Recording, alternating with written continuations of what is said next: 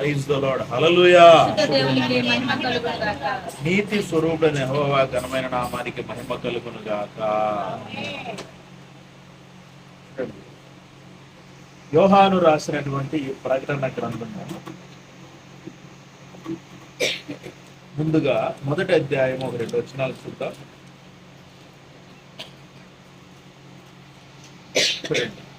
ప్రకటన గ్రంథము మొదటి అధ్యాయం 1-2 వచనాలు. యేసుక్రీస్తు తన దాసులకు కనపరచుటకు దేవుడు ఆయనకు అనుగ్రహించిన ప్రత్యక్షత. ఈ సంగతులు త్వరలో సంభవింపనయ్యున్నవి. ఆయన తన దూత ద్వారా వర్తమానము పంపి తన దాసుడైన యోహానుకు వాటిని సూచించెను. అతడు దేవుని వాక్యమును గూర్చి యేసుక్రీస్తు సాక్ష్యమును గూర్చి తాను చూచినంత మట్టుకు సాక్ష్యం ఇచ్చెను. సమయము సమీపించినది కనుక ఈ ప్రవచన వాక్యములు చదువువాడు వాటిని విని ఇందులో వ్రాయబడిన సంగతులు గైకొని వారు ధన్యులు. చాలు. Praise the lord. హల్లెలూయా. యోహాను, అపోస్తలుడైన యోహాను గారు, ఈయన అపోస్తలుడైన యోహాను గారు యేసుక్రీస్తు చేత ప్రేమింపబడిన శిష్యుడు. ఎప్పుడూ కూడా ఎక్కువ మంది అంటే శిష్యులందరితో పాటు కూర్చున్నప్పుడు ఈయన యేసుక్రీస్తు ప్రభు యొక్క రొమ్మున అంటే దగ్గర కూర్చుంటాడు, పక్కన కూర్చునేవాడు. ప్రతి విషయాన్ని కూడా ప్రభువుని అడుగుతూ ప్రభు దగ్గర తనకున్నటువంటి ఏవైనటువంటి ప్రశ్నలు ఏమంటే వాటిని అడగటము, వాటి దగ్గర వాటికి సమాధానం పొందుకోవటం. అలాగే ప్రభు ఏం చేయాలన్న యోహాను గారితో మాట్లాడటం.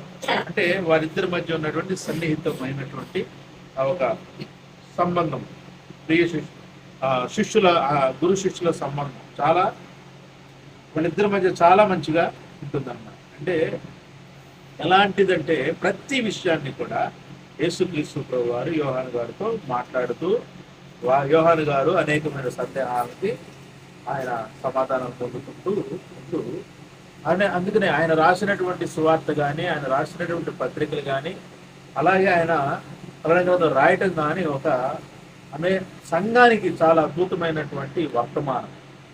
ఆ పత్రికలు వార్త కానీ పత్రికలు కానీ ప్రకటన సంఘానికి చాలా ఆశ్చర్యకరమైనటువంటి.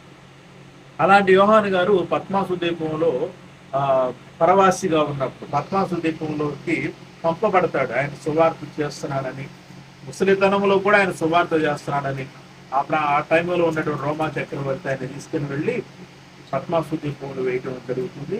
ఆ పద్మాసు ద్వీపంలో వేయబడినప్పుడు ఆయన ఎప్పుడూ ప్రార్థనలో ఉంటూ ఉండేవాడు. అలాగే అక్కడ వారందరితో కూడా వాక్యాన్ని పంచుకుంటూ ప్రభుని గురించి సాక్ష్యమిస్తూ దేవుని వాక్యాన్ని గురించి సాక్ష్యమిస్తూ ఉండేవాడు. అటువంటి ఆయన ఆత్మవశుడై ఉన్నటువంటి సమయంలో ఆయనకు ఈ దర్శనం అనేది అనుగ్రహింపబడింది. ఏంటంటే అది యేసుక్రీస్తు తన దాసులకు కనబరచుటకు దేవుడు ఆయనకి అనుగ్రహించిన ప్రత్యక్షత. ఈ ప్రత్యక్షత మొట్టమొదట ఎవరికి వచ్చిందనంటే తండ్రి అయిన దేవుడు ఏం చేశాడంటే యేసుక్రీస్తు ప్రభు వారికి ఇచ్చాడు. Praise the lord. హల్లెలూయా. మొదటి వచ్చిన మనం చూస్తున్నది అదే. యేసుక్రీస్తు తన దాసులకు కనబరచుటకు దేవుడు ఆయనకు అనుగ్రహించిన ప్రత్యక్షత. అంటే యేసుక్రీస్తు తన దాసులకు ఈ ప్రత్యక్షత ఇవ్వాలని దేవుడు యేసుక్రీస్తుకు ప్రత్యక్షతను ఇచ్చాడు. అంటే ఏంటి ప్రత్యక్షత అంటే త్వరలో సంభవించేటటువంటి సంగతులు. ఇవన్నీ కూడా జరగబోయేటటువంటి సంగతులు. ఈ సంగతులన్నింటిని మొట్టమొదట దేవుడు యేసుక్రీస్తు వారికి ఇచ్చాడు. తర్వాత ఆయన తన దూత ద్వారా వర్తమానం పంపి తన దాసుడైన యోహానుకు వాటిని సూచించాడు. తర్వాత ఏం జరిగింది అంటే యేసుక్రీస్తు ప్రభు వారు తీసుకున్న ప్రత్యక్షతను ఆయన తన దూతను పంపించి ఇవి యోహానుకు సూచించాడు, యోహాను గారికి తెలియజేశాడు. ఆయన పుస్తక రూపంలో రాయటం జరిగింది. అతడు దేవుని వార్త అంటే యోహాను గురించి చెప్పబడుతుంది. అతడు దేవుని గురించి, దేవుని వాక్యం గురించి, యేసుక్రీస్తు సాక్ష్యం గురించి తాను చూచినంత మటుకు సాక్ష్యం ఇచ్చాడు. ఆయన చూచినంత వరకు సాక్ష్యం ఇచ్చాడు.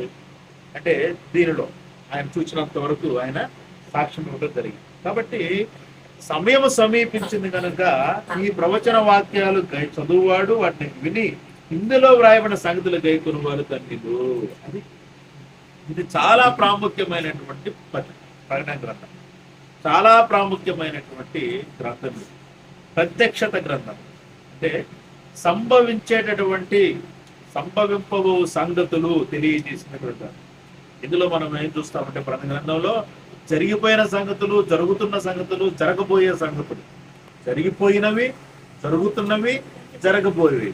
అంటే యోహాను గారు ఉన్నటువంటి టైంకి జరుగుతున్నవి, అలాగే అంటే అప్పటికి జరిగిపోయినవి, ఆ తర్వాత ఆయన ఉన్న టైంకి జరుగుతున్నవి, ఆయన తర్వాత జరగబోయేవి అన్నీ కూడా ఇందులో వ్రాయబడ్డాయి. అంటే మనము చాలా జాగ్రత్తగా ఈ యొక్క ప్రణయ గ్రంథాన్ని ధ్యానం చేయవలసిన వారమే అన్నాం. ఇకపోతే యేసుక్రీస్తు ప్రభు వారు తన దాసుని పంపించి అవన్నీ సూచించినట్లుగా మనము లేఖనాలను ఈ మాటలో చూస్తూ ఉన్నాము.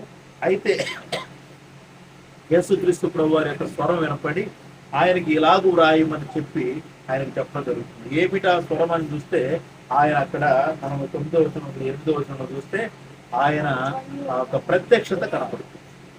ఆ ప్రత్యక్షత గురించి ఆ ప్రత్యక్షత కనపడుతుంది. ఆ ప్రత్యక్షత కనపడినప్పుడు ఆయన ఇది రాయి, నేను చెప్పేదంతా రాయమని యోహాను గారికి ఎప్పుడైతే మాట వస్తుందో ఆయన రాయటం ప్రారంభించాడు.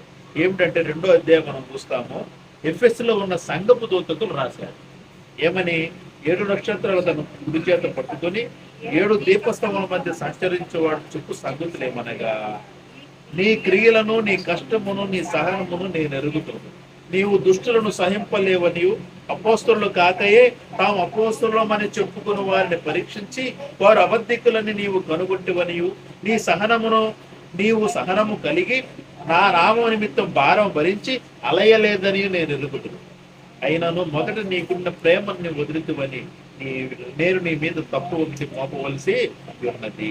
నీవు ఏ స్థితిలో పడిపోతుంది జ్ఞాపకం చేసుకొని మారు మనసు పొంది ఈ మొదటి క్రియలు చేయము. అట్లు చేసి నీవు మారు మనసు పొందితేనే సరి.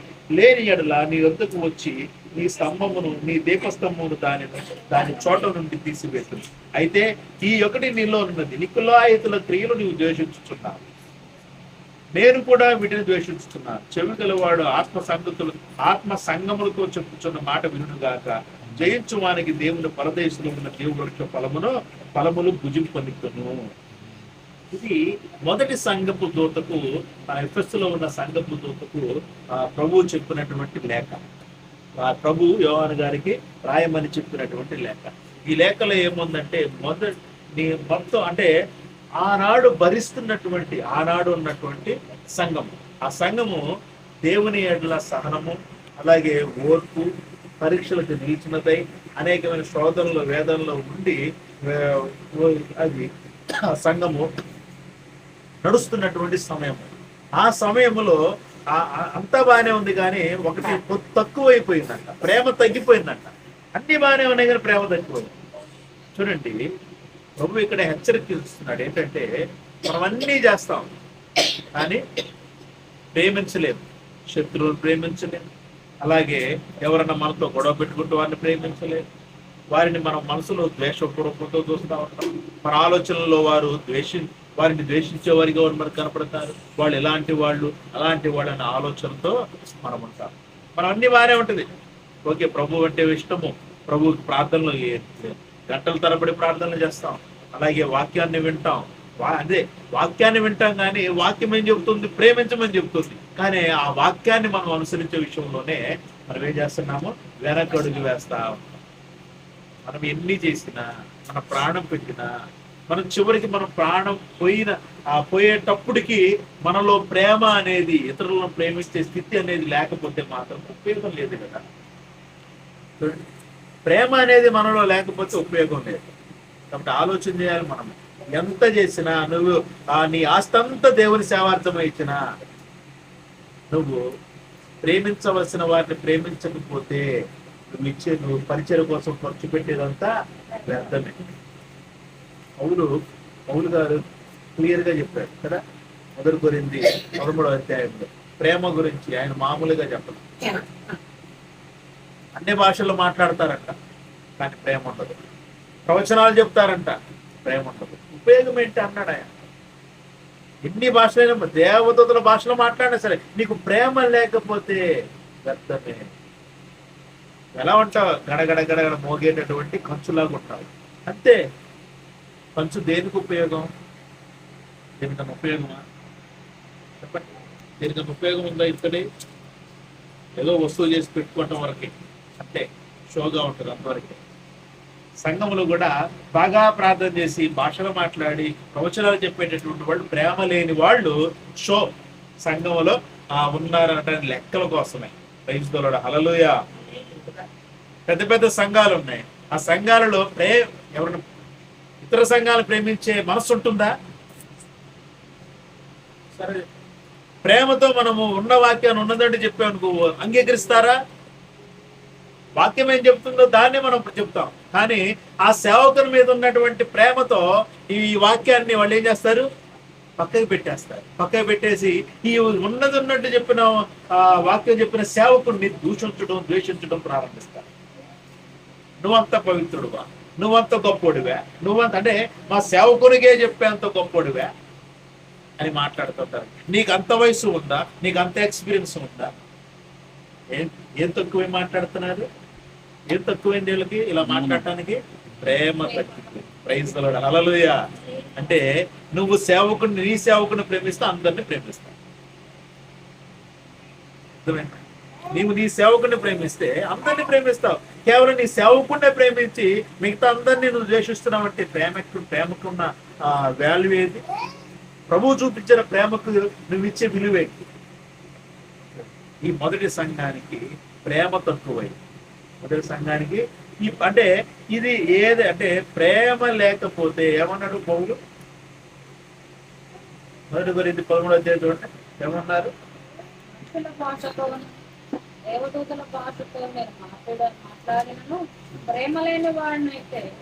మ్రోగెడు కంచును గణగణలాడు తాళమున తాళం అంటే గణగణలాడే తాళం తెలుసా? గణగణలాడు తాళం అంటే ఏంటి? తాళాలు తెలుసా? చేతులతో పట్టుకుంటారు, ఎత్తడి. అర్థమైందా? పాటలు పాడేటప్పుడు అవునా చిడతలు అంటారు. చిడతలు అంటే చేతులు ఇలా కొడతారు, ఇట్లా కొడతా ఉంటారు. అవి తాళాలు 2 చేతుల్లో పట్టుకుంటారు. చిన్నవి కూడా ఉంటాయి, చేతులు ఏళ్ళకు పెట్టుకుంటారు, ఏళ్ళకు పెట్టుకుని పడతా ఉంటారు. అంటే అది ఎలా గడగడలాడిద్దో అలాగంటారు. కాబట్టి ప్రేమ లేని వాడితే ఇప్పుడు మర్మములన్నీ జ్ఞానవంతి చెప్పిన ప్రేమ లేకపోతే, ప్రేమ లేని వాడమైతే నేను వద్దుడనే. మర్మములన్నీ చెప్పే జ్ఞానం ఉంటుంది. చాలా మంది సేవకులకి మర్మాలు చెప్పే జ్ఞానం ఉంటుంది, కానీ ఇంకో సేవకుని ప్రేమించలేదు, ఇంకో సేవకుడిని అభిమానించలేడు, ఇంకో సేవకుడిని గణపరచలేడు, ఇంకో సేవకుడిని నా తోటివాడే అని అనుకోలేడు. చూడండి, అంటే ఎక్కడో ఈర్ష్య, అసూయ. అర్థమైందా? అబ్బో మందే ఇదంతా, మనమే ఉండాలి ఇక్కడ, మనం తప్ప ఇంకొకళ్ళు ఎక్కడి నుంచో రావడానికి వీల్లేదు. చూడండి, చాలా చూడండి భయంకరమైన పరిస్థితిలో ఉంది. నేటి సంఘం ఎలా ఉంది? భయంకరమైన పరిస్థితిలో ఉంది. చూడండి, ప్రకటన గ్రంథము 3వ అధ్యాయం 14వ వచనం. మొత్తం 7 సంఘాలకు ఆయన లేఖలు రాశాడు. మొదటి సంఘానికి ప్రేమ తక్కువైందని లేఖ రాశాడు. 7వ సంఘానికి ఏం తక్కువైందో చూద్దాం. లవోదికలో ఉన్న సంఘపు దూతకి ఇలాగు రాయము, ఆమేన్ వాడును నమ్మకమైన సత్య సాక్షియు దేవుని సృష్టికి ఆదియునైన వాడు చెప్పు సంగతుడు. ఇక్కడ చాలా క్లియర్ గా ఉంది. ఏముంది? ఆమేన్ అనువాడును నమ్మకమైన సత్య సాక్షియు దేవుని సృష్టికి ఆదియునైన వాడు. దేవుని సృష్టికి ప్రైజ్ ది లార్డ్, హల్లెలూయా. దేవుని సృష్టికి ఏంటంట? దేవుని సృష్టికి మొదటివాడు, దేవుని సృష్టిలో మొదటివాడు, దేవుడు చేసుకున్న సృష్టిలో మొదటివాడు. అంటే ప్రభువు కూడా ఏంటి? ప్రభువు కూడా సృష్టి దేవుని చేత. అంటే సృష్టి అంటే ప్రత్యేకంగా ఏదో రాయిని మట్టిని తీసుకొని బొమ్మను చేసి ఏం పోయలేదు ఆయన. సృష్టి అని అంటే తనలో నుండి ఆ మహిమను తీసుకుంది. అందుకని ఆయన దేవుని యొక్క మహిమా స్వరూపి ప్రభు. ప్రైజ్ ది లార్డ్, హల్లెలూయా.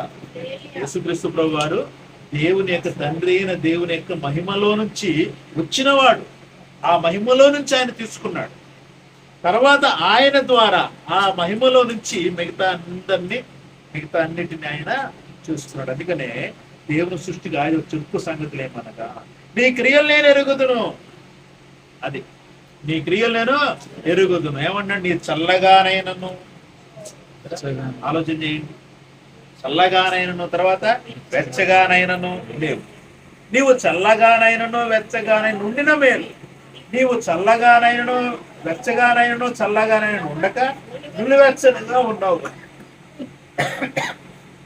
కనుక నేను నిన్ను నా నోట నుండి ఉమ్మివేయ ఉద్దేశించుతున్నా.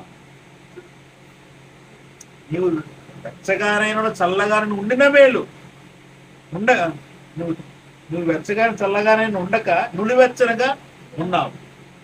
నువ్వు ఎలాగుండాలి అసలు? అయితే ఏదో ఒక రకంగా ఉండాలి. ఒక రకంగానే చల్లగా ఉండాలంటే, లేదంటే వెచ్చగా ఉండాలి. ఎలా ఉన్నాము? నులివెచ్చనగా ఉన్నాం అంటే అటు చల్లదనము కాదు, ఇటు వెచ్చదనము కాదు. అంటే ఆలోచన, ఒక క్రైస్తవుని యొక్క ప్రయాణం ఎలా ఉంది అని అంటే లోకములో ఉండట్లేదు, పూర్తిగా క్రీస్తులోనూ ఉండట్లేదు. చూడండి, లోకము క్రీస్తు రెండింటినీ కలుపుకొని సంఘములో నడుస్తా ఉన్నాడు. లోకాన్ని, క్రీస్తుని. క్రీస్తు ఏమో పరిశుద్ధుడు, లోకమేమో అపవిత్రమైన ఆలోచన తలంపులతో ఉన్నాడు. క్రీస్తు పవిత్రమైనటువంటి జీవన విధానాన్ని ఇచ్చాడు, లోకము ఎలా ఉన్నా పర్వాలేదు అని చూపిస్తా ఉంది. హృదయములో నుండి వచ్చేవి నేను అపవిత్రపరుస్తున్నాయని ప్రభు చెబితే హృదయం అంతా లోకంతోనే ఉంటుంది. హృదయం అంతా ఎలా ఉంటుంది? లోకంతోనే ఉంటుంది. లోకములో ఉన్నవి హృదయములో నుండి బయటకు వస్తా ఉన్నాయి, ప్రభు అయిన క్రీస్తులో నేను నడిపిస్తా ఉన్నాయి. అది పవిత్రంగా కాదు, అపవిత్రంగా. అపవిత్రంగా క్రీస్తులో నడిస్తే ఉపయోగం ఉందా?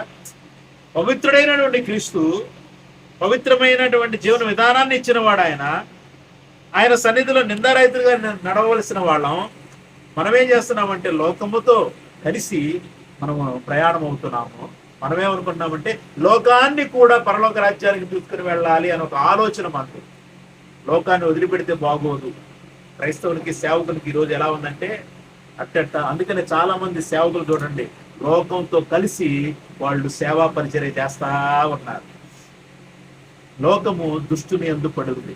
దుష్టుడు ఏం చేశాడంటే ఈ లోకాన్ని కులాలు, మతాలు, జాతులు, వర్ణాలు, వర్గాలు, ఉన్నవాడు లేనివాడు, ఉన్నవాడు లేనివాడు, పేరు ప్రఖ్యాతలు, ఎలాంటి వాడైనా సరే పేరు ప్రఖ్యాతలతో ఆశీర్వదించాలి అనుకునేది ఈ సాతాను యొక్క లోకం.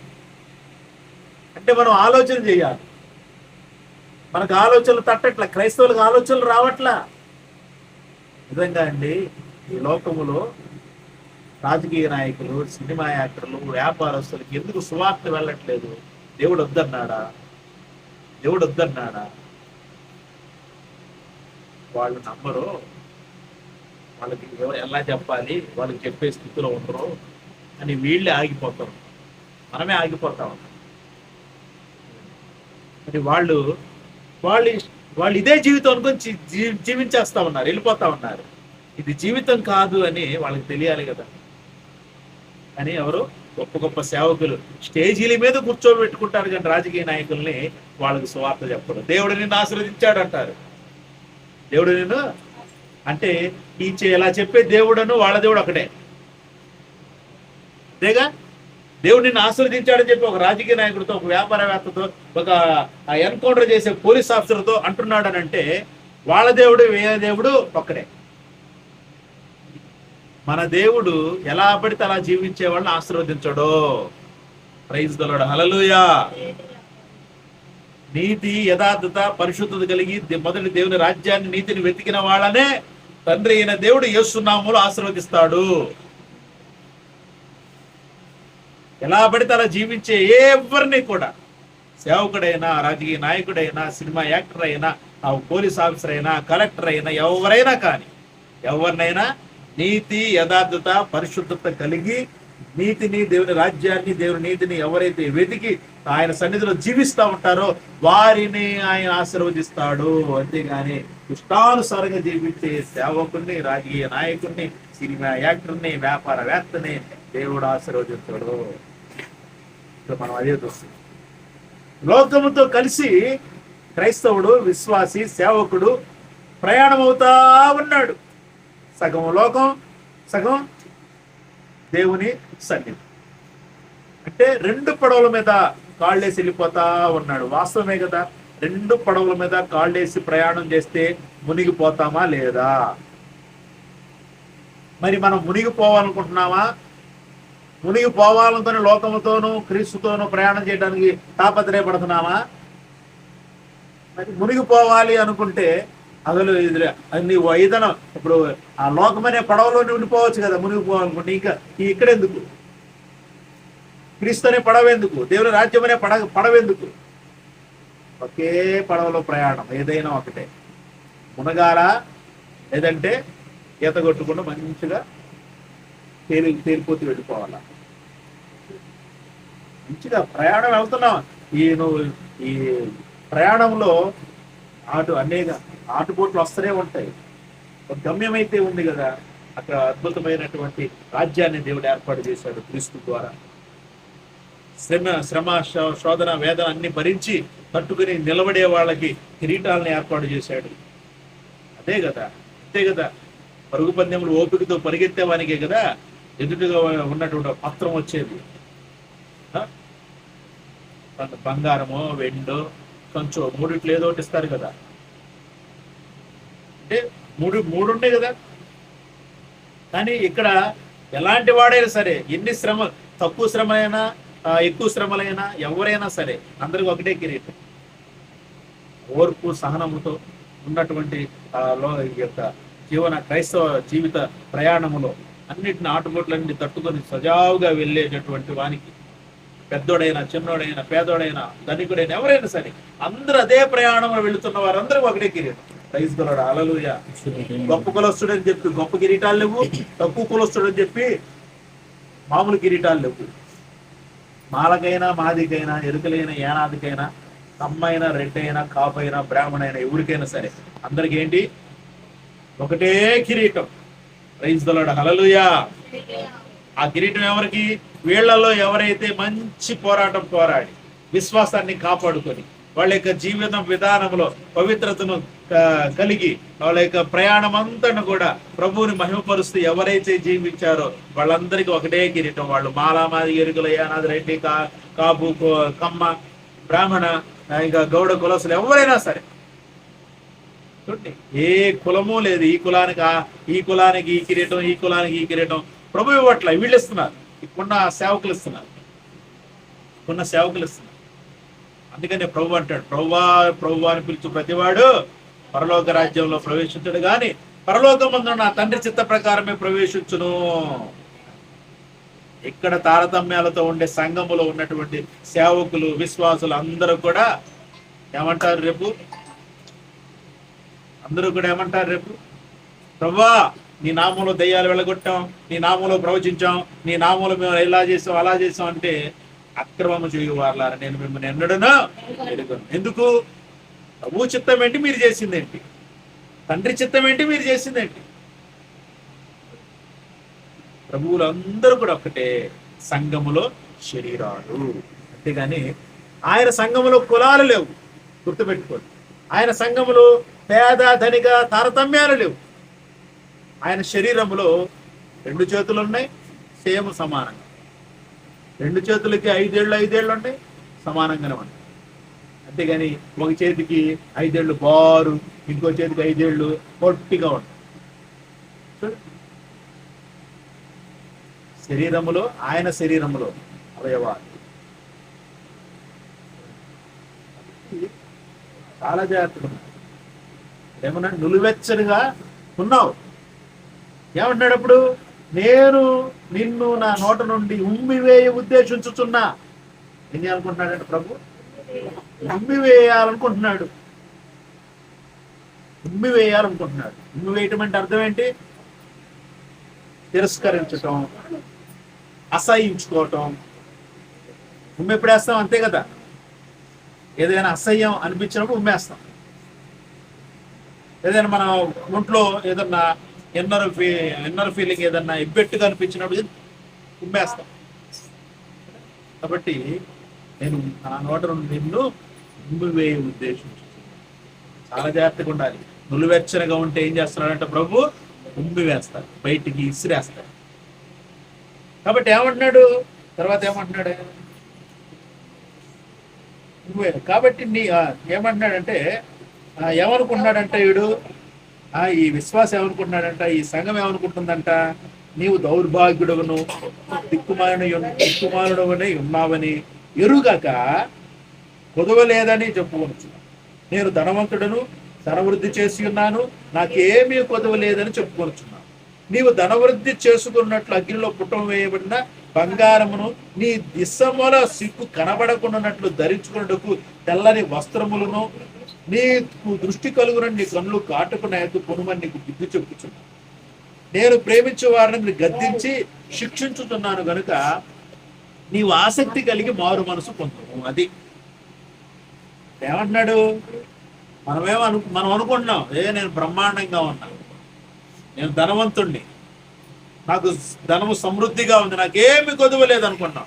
కానీ ప్రభు దృష్టిలో మనం ఎలా కనపడుతున్నాం, దౌర్భాగ్యుడిగా, దిక్కుమాలిన వాడిగా మనం కనపడుతున్నాం, ఏమీ లేనివాడిగా కనపడుతున్నాం. అందుకనే మనకు ధన సమృద్ధి కలుగునట్లుగా అగ్నిలో పుటం వేయబడిన బంగారు, ఏమన్నాడు, బంగారం ఆయన దగ్గర కొనుక్కోవాలంట. అగ్నిలో పుటం వేయబడిన బంగారాన్ని కొనుక్కున్నావు ధన వృద్ధి కలగాలంటే. అలాగే నీవు నీ దిశముల సిగ్గు కనబడకుండా, అంటే మనం దిగంబరులుగా ఉన్నాం. ఎలా కనపడుతున్నాం ప్రభుకి, మనము దిగంబరులుగా కనపడుతున్నాం. అంటే ఏ దిగంబరులు, ఆత్మీయ దిగంబరులు.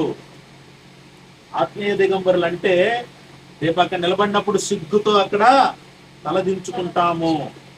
అందుకనే అలా నీకు కాకుండా ఉండాలంటే ధరించుకుంటే తెల్లని వస్త్రాలు తీసుకో, అంటే ఆత్మీయ వస్త్రాలు, వాక్యము మహిమ వస్త్రాలు, వాక్యముతో ఆ దేవుని ఆత్మతో మనం నింపబడిన వారమై అడుగులు వేస్తూ మన యొక్క ఆత్మీయ జీవితానికి తెల్లని వస్త్రాలు, మహిమ వస్త్రాలు ధరించుకోవాలి.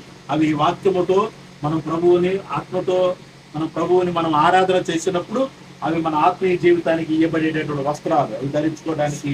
అలాగే నీకు దృష్టి కలుగునట్లు, మనం ఏమనుకుంటున్నాం, కళ్ళు సూపర్గా కనపడుతున్నాయి, మామూలుగా కనపడలేదు కానీ కనపడుతున్నాయి కదా. ఈ కళ్ళు కనపడతాయి, ఏదైనా కనపడితే దేన్నైనా చూస్తాయి.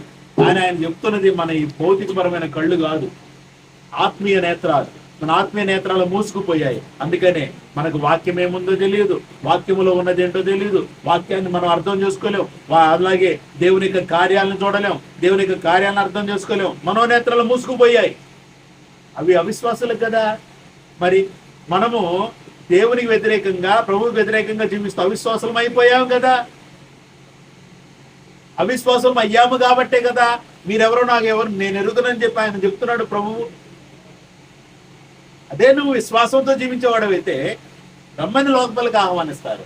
నువ్వు అవిశ్వాసి కాబట్టి ఎంత ప్రభువా అని ఎన్ని పిలిచినా నిన్ను ఎందుకు ఆయన నేను ఎరుగునంటున్నాడు అని నువ్వు అవిశ్వాసం అయిపోయావు. కాబట్టి ఆ విశ్వాసం అయిపోయిన నీ మనోనేత్రాలు మూసుకుపోయాయి. వాక్యములో ఉన్నది ఏంటో మనకు అర్థం కావట్లేదు. వాక్యాన్ని మనం అర్థం చేసుకోలేకుండా జీవిస్తా ఉన్నాం. వాక్యాన్ని అర్థం చేసుకోవట్లేదు కాబట్టి లోకముతో కలిసి జీవిస్తా ఉన్నాం, రాజకీయాలతో కలిసి జీవిస్తా ఉన్నాం, రాజకీయ నాయకులతో కలిసి జీవిస్తా ఉన్నాం. దేవుడు చెప్పిన వాక్యాలని రాజకీయాలకి అనుగుణంగా మాట్లాడేస్తూనే ఉన్నాం, వ్యాపారస్తులకు అనుగుణంగా మాట్లాడుతూ ఉన్నాం. కాబట్టి మన కన్నులకు కనబడాలంటే, మన దృష్టికి మంచి కనబడాలంటే ఆయన దగ్గర కాటుకుని కొనుక్కో. కాటుక అని చెప్పి ప్రభువు కొనుమని చెప్తున్నాడు. అంటే ఇక్కడ ఎందుకు ఇది, తర్వాత ఆయన ప్రేమించేవారిని ఆయన ఏం చేస్తున్నాడు, గద్దించి శిక్షిస్తున్నాడు. కాబట్టి ఆసక్తి కలిగి మారు మనసు, ఇదిగో నేను తలుపు నొద్ద నిల్చుండి తట్టుచున్నాను, ఎవడైనా నా స్వరం విని తలుపు తీసిన ఎడలా నేను అతని యొద్దకు వచ్చి అతనితో నేనును నాతో కూడా అతను భోజనము చేయుదుము. నేను జయించి నా తండ్రితో కూడా ఆయన సింహాసనం కూర్చుని ఉన్న ప్రకారము జయించు ఆయన నాతో కూడా నా సింహాసనం ముందు కూర్చుండనిచ్చేదను. సంగములతో ఆత్మ చెప్పుచున్న మాట చెవిగలవాడు వినుగాక. ఆమేన్ ఆమేన్. Praise the lord. హల్లెలూయా. మారు మనసు కాదు, చివరి రోజుల్లో ఉన్నాం, అంత్య దినాల్లో ఉన్నాం కాబట్టి ఆయన మారు మనసు పొందమంటున్నాడు, జయించమంటున్నాడు. ఏమంటున్నాడు అంటే ఆయన తలుపు వద్ద నిల్చుని తట్టుచున్నాడు. తడుతున్నాడా లేదా వాక్యంతో? ఆయన స్వరం వినపడుతుందా? వినపడుతుంటే ఏం చేయాలి? తలుపు తీయాలి. తలుపు తీసి ఆయన లోపలికి ఆహ్వానించాలి. ఇప్పుడు ఆయన లోపలికి వచ్చి ఏం చేస్తాడు? ఆయన మనతో కలిసి భోజనం చేస్తాడు. అర్థమైందా? ఆయన మనతో కలిసి భోజనం చేస్తాడు. ఆహ్వానించి వాక్యానికి చోటు, దేవుని ఆత్మకు ఎప్పుడైతే మనం చోటిచ్చి వాక్య ధ్యానము చేస్తూ ప్రార్థనా పూర్వకంగా ఆయన సన్నిధిలో ఉంటామో, ఆయన మనతో కలిసి నిత్యము ప్రతిరోజు భోజనము చేస్తూనే ఉంటాడు. భోజనం ఆయన మనతో కలిసి భోజనం చేస్తాడు. అది పరలోకంలో సరే, జయించిన వాడు పరలోకానికి వెళ్ళి భోజనం చేస్తాడు. ఇక్కడ మనం బ్రతికుండా అప్పుడు మనము జయించడానికి మనం ఆయనతో కలిసి భోజనం చేయాలి. ఆయన స్వరం విన్నాము, తలుపు తీయాలి, లోపలికి ఆహ్వానించాలి. ఆహ్వానించి ఏం చేయాలి అంటే మారు మనసు పొందినవాడు ఆహ్వానించడం అన్నమాట. మారు మనసు పొందడం అంటే ఏంటి? ఆహ్వానించటం. అబ్బా ఇప్పుడు దాకా నేను నిలువెచ్చనిగా ఉన్నానయ్యా, నా హృదయంలోనికి రండి, నేను వాక్యం ధ్యానం చేయాలి, నాకు వాక్యం కావాలి, మీ ఆత్మ నాకు తోడుగా ఉండాలి అని చెప్పి ఆయన మనకు ఆహారం పెడతా ఉంటాడు. మన తినాలి, వాక్య ధ్యానం చేస్తూ ఉండాలి. ఆయన మనకు అనేకమైన విషయాలు విడమరిచి చెప్తూ ఉంటాడు. దేవుని అంటే గొప్ప సంగతులు మనం తెలుసుకునేటటువంటి స్థితి ఆయనతో మనకు సహవాసంలోనే లభిస్తుంది. క్రైస్తవుడు హల్లెలూయా. కాబట్టి చాలా జాగ్రత్తగా జీవితం. అన్ని దినాల్లో ఉన్నాం. ఇప్పుడు మనం ఉన్నది లవోదీక సంఘము. మనదే ఆలోచన చేయాలి. సంఘం అంతా ఎలా ఉంది? ఎవరికి ప్రాముఖ్యత ఇస్తుంది? ప్రేమ కలిగి ఉందా? ప్రేమించగలుగుతున్నారా? దేవుని కొరకు నిలబడగలుగుతున్నారా? దేవుని యొక్క వాక్యాన్ని ధ్యానం చేస్తున్నారా? ధ్యానం చేసిన వాక్యాన్ని అర్థం చేసుకుంటున్నారా? అర్థం చేసుకున్న వాక్యాన్ని అర్థవంతంగా చెబుతున్నారా? వారి జీవితాన్ని అర్థవంతంగా మార్చుకుంటున్నారా అనేది మనం గ్రహించాలి. మనల్ని మనం గ్రహించుకోవాలి. మనం ఒకసారి పరిశీలన చేసుకోవాలి. మనం ఎలా ఉన్నాం? దేవునికి దగ్గరగానా దూరముగా? వెచ్చగానున్నామా చల్లగా ఉన్నామా? ఆలోచన.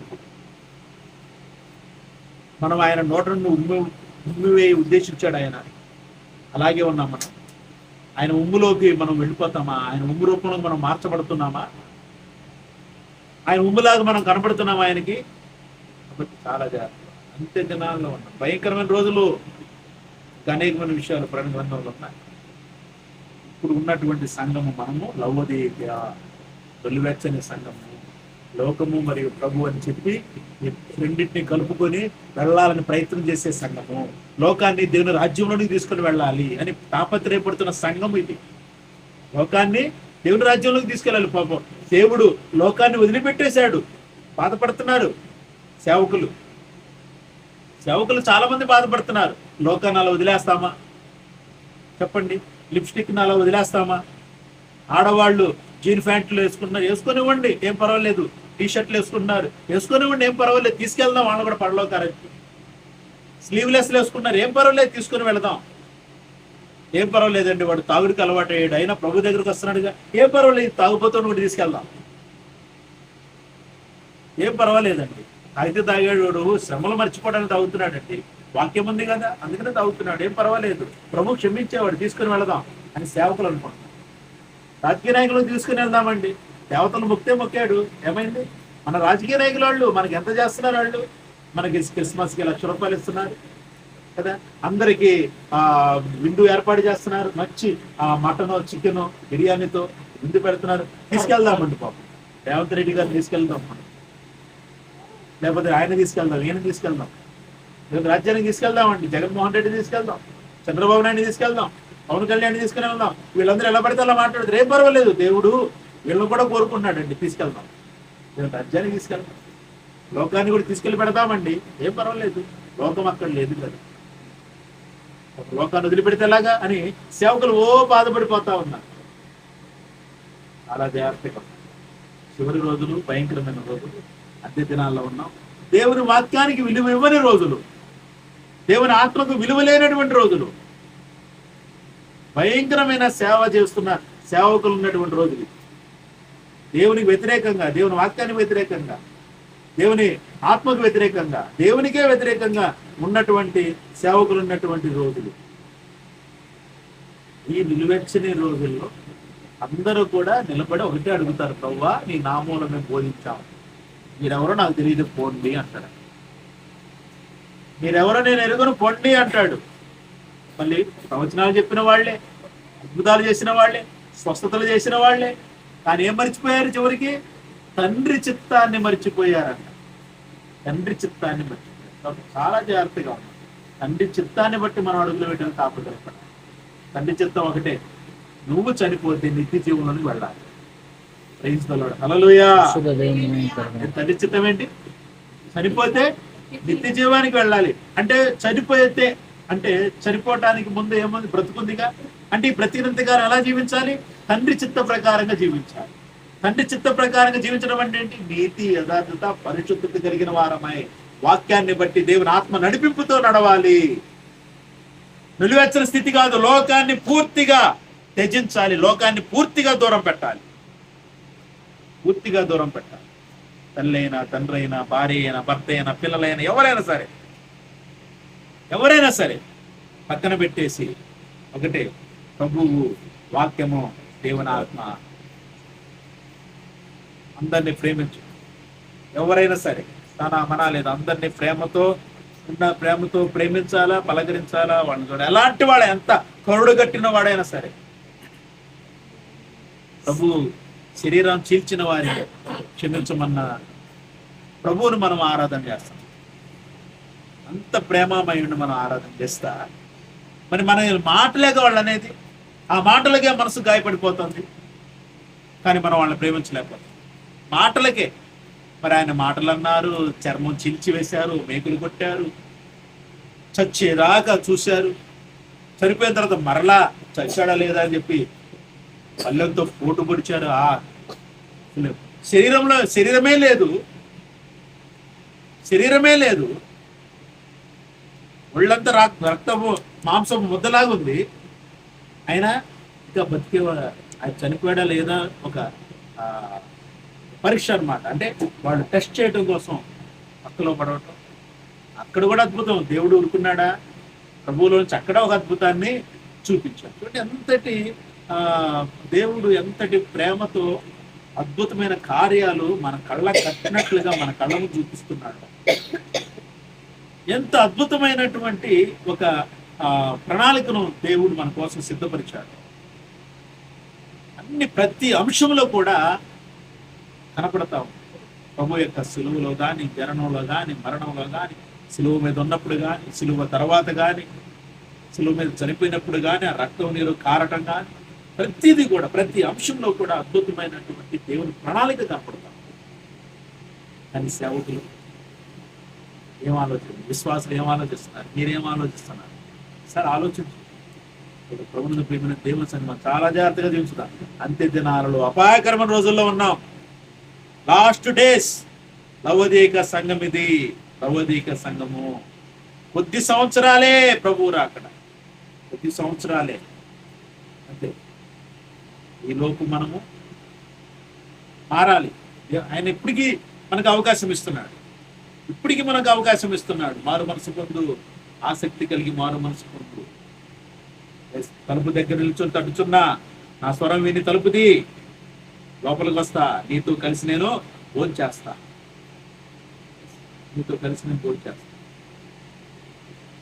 ఆయన తండ్రి సింహాసనం మీద కూర్చున్నాడంట. కాబట్టి జయించేవాడిని నాతో కూడా నా సింహాసనం మీద కూర్చుండబెడతా. మారు మనసు పొందిరా, ప్రభు సరదసు. కాబట్టి ప్రభుత్వ ప్రియమైన దేవుని సంఘం, ఈ మాటలను బట్టి మనం నిలువెచ్చని స్థితి నుంచి వెచ్చనైన స్థితిలోనికి మార్చబడటానికి దేవుని వాక్య ఆత్మ నడిపింపుతో జీవించడానికి తాపత్రయపడదాం. కాబట్టి ఈ మాటలను బట్టి జీవించడానికి సిద్ధపడదాం, తాపత్రయపడదాం, భయపడదాం. దేవుడి మాటను ఆశీర్వదించి తన కృపతో తన ఆత్మను మనం అభిషేకించి దేవుడు తన నామమునకు మహిమ తెచ్చుకొనును గాక. ఆమేన్. ప్రైజ్ ది లార్డ్, హల్లెలూయా. నీతి స్వరూపుడైన యెహోవా ఘనమైన నామానికి మహిమ కలుగును గాక. ఆమేన్. ప్రార్థన చేద్దాం.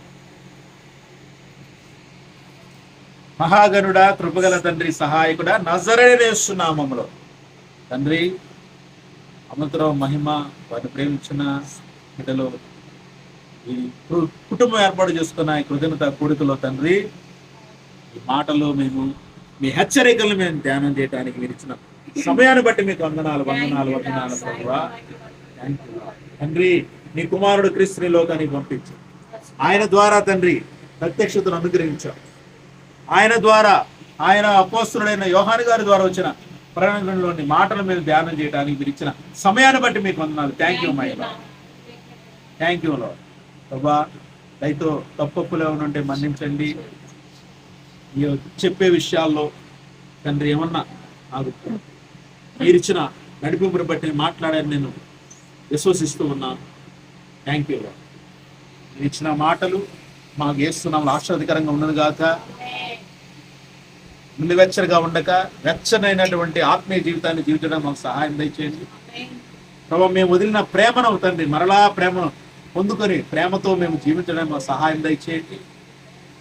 మేము జయించి తండ్రి నీ కుమారుడు చెప్పినట్లుగా జీవవృక్ష ఫలాల్ని, అలాగే తండ్రి నీ కుమారుడికి నువ్వు ఇచ్చిన సింహాసనంలో మేము నువ్వు కూర్చున్నట్లుగా జయించడం మాకు సహాయం దయచేయండి.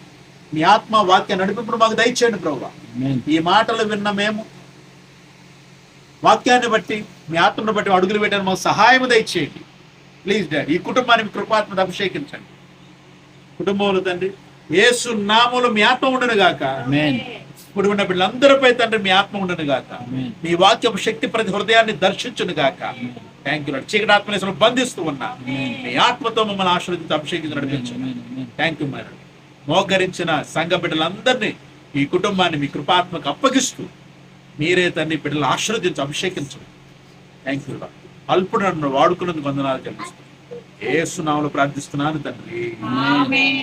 మన తండ్రి అయిన దేవుని కృప, యేసుక్రీస్తు ప్రభువు సంతోషము, సమాధానము, పరిశుద్ధాత్మ యొక్క అన్యోన్య సహవాసం మనకు లోకంలో సగల పరిశుద్ధులకు, సంఘానికి, అనారోగ్యాలతో బాధపడుతున్న వారికి, కుటుంబానికి సదాకాలముతోటే నడిపించును గాక.